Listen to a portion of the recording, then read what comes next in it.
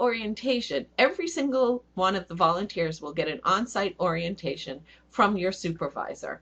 Here is a picture of White Mountain Mikey giving some people an orientation and showing them where the brochures are in the rack. This is a picture over here of our relaxing in the living room upstairs. So what your supervisor will talk to you about is they will collect your signed volunteer service agreement. We may have collected that at the in-person orientation, but if you have not sent it in yet, please make sure that you bring it with you. We will have copies there, but you will have to fill it out. Incidentally, we do ask about doctors, and the reason why we do that is we've had several incidences over the course of time, not necessarily at the Big E, but through Granite State ambassadors going on tours and doing special events where we've had volunteers, one fell, one got very ill, we've had to have the EMTs come, and both times the volunteers weren't able to communicate succinctly their next of kin, their doctor's information, what medications they were on. So we had that information. We could simply pull it out of the book, hand it to the EMTs, and then you could be on your way and to getting better in any emergency situation. And remember, a doctor is a third unrelated party. So you might be a husband and wife team, and that might be your contact information. And if you guys get in a car accident or something happens to one or both of you simultaneously, we have information from a third party that might have your next of kin on there that we might not have. So remember, that's an important piece to fill out. The supervisor will review the backroom policy, where to store your personal items, where the water cooler is, where to put food. They will show you where the bathrooms for the guests are, which are directly across the street from us on the Avenue of States, where the ATM is and where the Big E information booth is. They will talk to you about your breaks, your lunch, your dinner, if you have multiple shifts. If you are just there for 3 hours, please eat before or after. We don't have enough time to give you a full lunch break, although you can have breaks as many times as you want. You'll notice that there's a lot of people, and unless you have a quick sandwich, it's going to take you quite a long time to take an actual lunch break.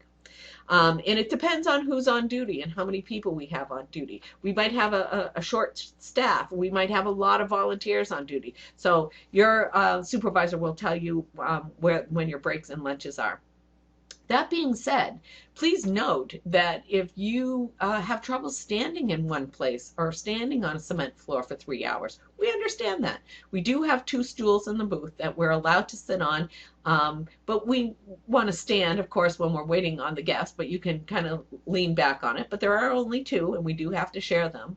I prefer, if you are standing for 3 hours and you can't do that, I prefer you say to your supervisor when you first get there, hey, I have a hard time standing for that long. I like to take a walk around every once in a while. Or I like to be 15 minutes off, 15 minutes on, 10 minutes off. Just tell your supervisor. We'll accommodate you. So just know that we're here to help you out and give you the best experience as a volunteer.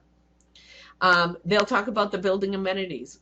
On the 2nd floor, there's a kitchen, a living room, 2 dining room tables, 2 bathrooms, and on the 3rd floor, there are dorms. And again, you can lay down, stretch out, simply sit at the table and eat. These windows go out to the side of the building, and there's windows here that go out to the front of the building. You can watch the parades. It's just a fabulous, fun time, and it's very nice, and it's quieter. I can't say that's quiet anywhere at the Big E, but it's quieter in this room, so if you need to relax. They'll talk to you about the evacuation procedures and where to physically go and what's expected of you. And they will talk about and show you the code racks and lists again that we'll be talking about in a few minutes. Our motto is no suffering allowed. Break now, no complaining later. I can't tell you that it's so important to let us know if there's something wrong. Last year, we had an issue going on that I did not find out about until the debriefing, which is too late to take care of it. I could have alleviated a lot of heartache and a lot of concern if somebody had just told me. So please, please, please, if you're not getting what you need from other managers or other supervisors, come directly to me. This is what I do for a living. I don't volunteer. I'm doing this. I'm getting paid for this. So please feel free to interrupt my time off or my day to let us know what is important to you, because it really matters to us, and I want to fix it right away before we get into any issues or we hear about it during the debriefing. So, be professional. Be prepared to represent New Hampshire as a whole, your industry, particularly in your interests in New Hampshire. Ask for help. Can't tell you enough. Ask for help, ask for help, ask for help. If you can't find something, ask us. We've been there for a long time. There's plenty of people who have been there for 30 years. Some of us are very new. Thank you, by the way, for all of you new people who are volunteering this year, but ask anybody for help. We are there to help you. We work as a team. Have fun. You know, that's the key to what we're doing. If this isn't fun, you're not going to want to do it. And if you can't do it, then it's not going to be very successful for us. And be ready to be busy, because it is very busy. Not that we don't have downtime, and not that there's not times where you say, wow, I thought Judy said it was going to be busy, and it's not. But for the most part, we're pretty busy all the time. So enjoy yourself, be professional, ask for help, and be ready to be busy.